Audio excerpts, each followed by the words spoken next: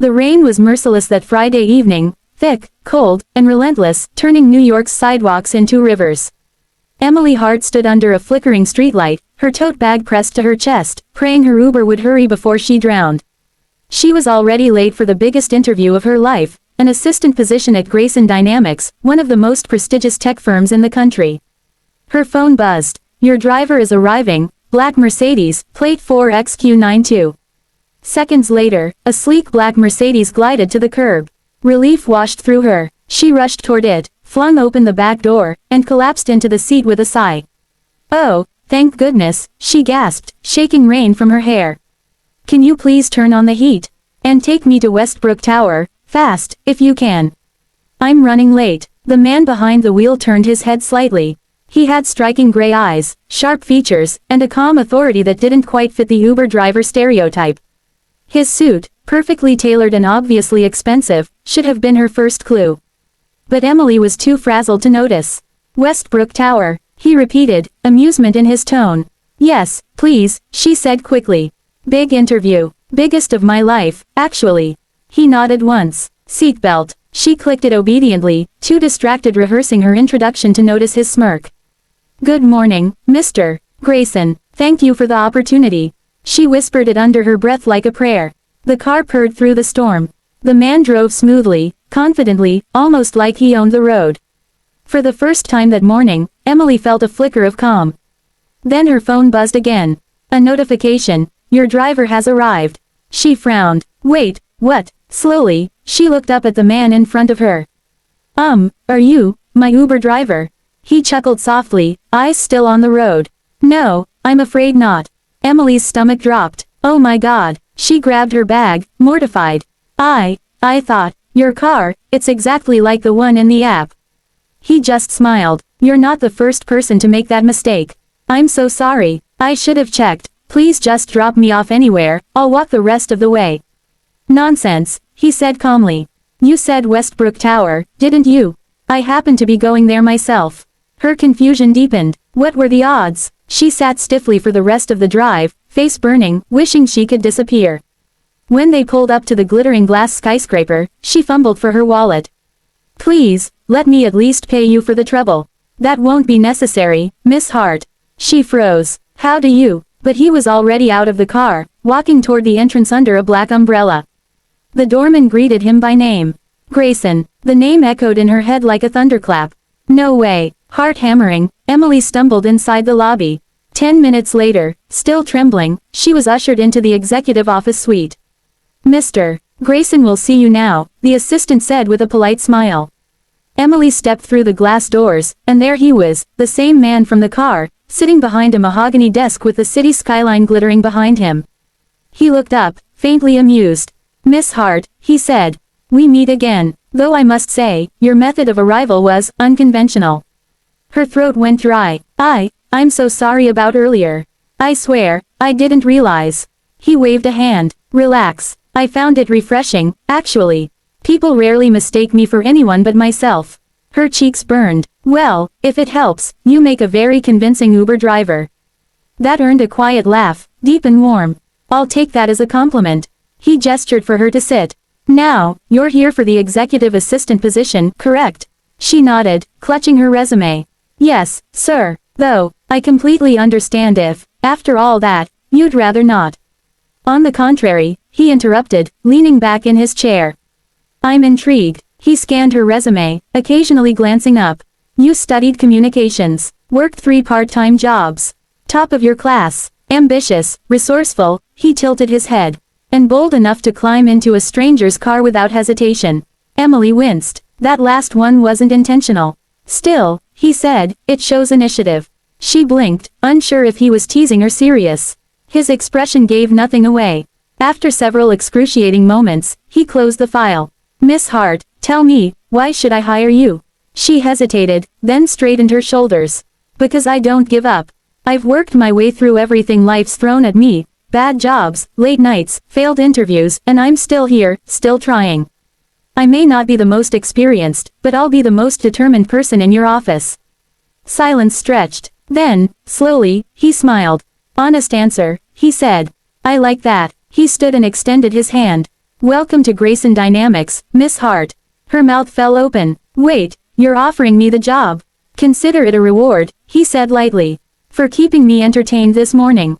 She shook his hand, half stunned, half thrilled.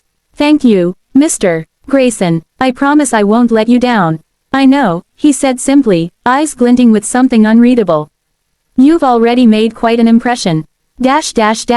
Over the next few months, Emily discovered that working for Damian Grayson was both exhilarating and terrifying. He was brilliant, demanding, and maddeningly composed. Every project had to be perfect, every deadline was sacred. But he also remembered how she took her coffee. He noticed when she was stressed and occasionally dropped a rare smile her way, a smile that melted all her carefully built professionalism. One evening, long after everyone else had gone home, she found him still at his desk, tie loosened, eyes tired. She hesitated at the door. You should get some rest, Mr. Grayson. He looked up, faintly smiling.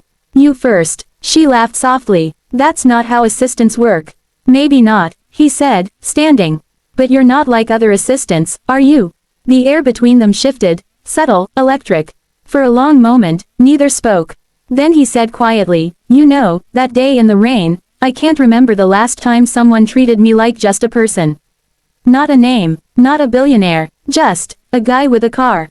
Emily's chest tightened. Well, for what it's worth, you were a very polite driver. He chuckled. And you were the most unforgettable passenger I've ever had.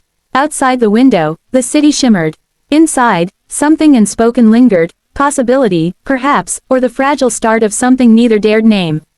Her life had changed in one rain-soaked mistake. And somehow, she had a feeling, it was only the beginning. Rain slammed against the New York pavement in a furious rhythm, drowning out the city's usual music of car horns and chatter. Emily Hart clutched her tote bag tighter, watching helplessly as her umbrella turned inside out with a pitiful snap. Her phone buzzed in her trembling hand. Greater than, your driver is arriving, black Mercedes, license plate 4XQ92. Finally, she'd already been late twice this month to interviews that hadn't gone anywhere. This one, her shot at Grayson Dynamics, the tech giant she'd idolized since college, had to go right. She spotted a glossy black Mercedes pulling up, its lights slicing through the storm, and rushed forward. Without a second thought, she yanked open the back door and tumbled in, rain-soaked and breathless. Thank goodness. Westbrook Tower, please, and if you could turn the heat up a little. The man behind the wheel glanced at her in the mirror. He wasn't what she expected, clean-shaven, mid-30s, wearing a charcoal suit that probably cost more than her yearly rent. His gray eyes were sharp, almost unreadable. Westbrook Tower, he asked. His tone was calm, but his mouth curved with amusement. Yes, she said quickly. Sorry, I'm just running late.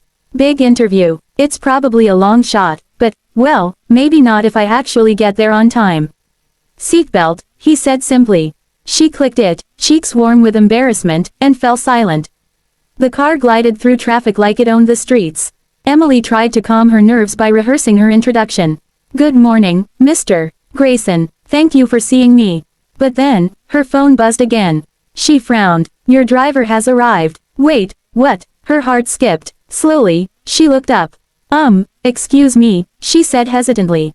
Are you my Uber driver? He chuckled under his breath, eyes still on the road. No, he said, I'm afraid not. Oh my God, she buried her face in her hands. I'm so sorry, I swear, I thought, your car, it's identical to the one in the app. He raised a brow. So you just climb into strange cars? I was desperate, she groaned. I didn't mean to hijack your morning. It's fine, he said, voice smooth as silk. I'm headed to Westbrook Tower anyway. She blinked. You are, he nodded, lips twitching in faint amusement.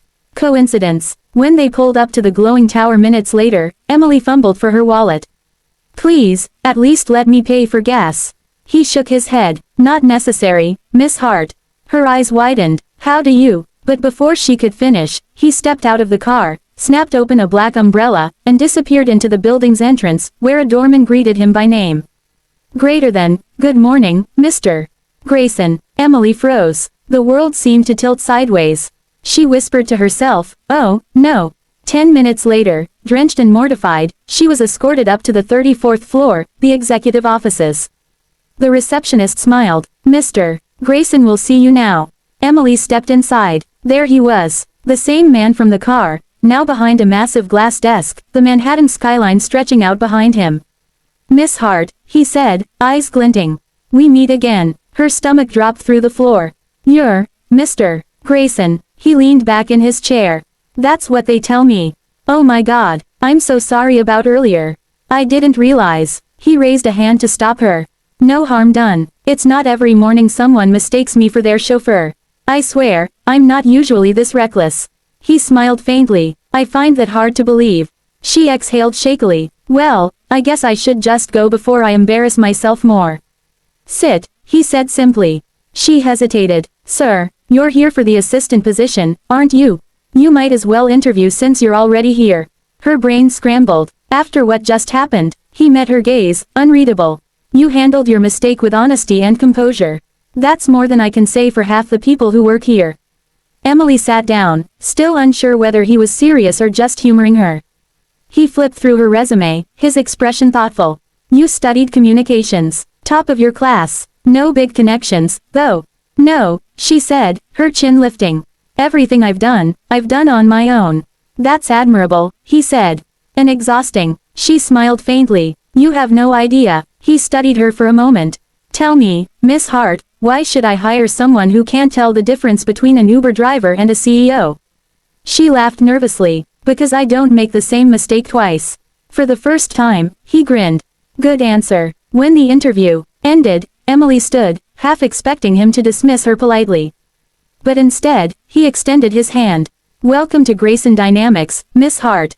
Report Monday morning." Her jaw dropped. "You're serious." "Deadly," he said. "And for the record, next time, check the license plate."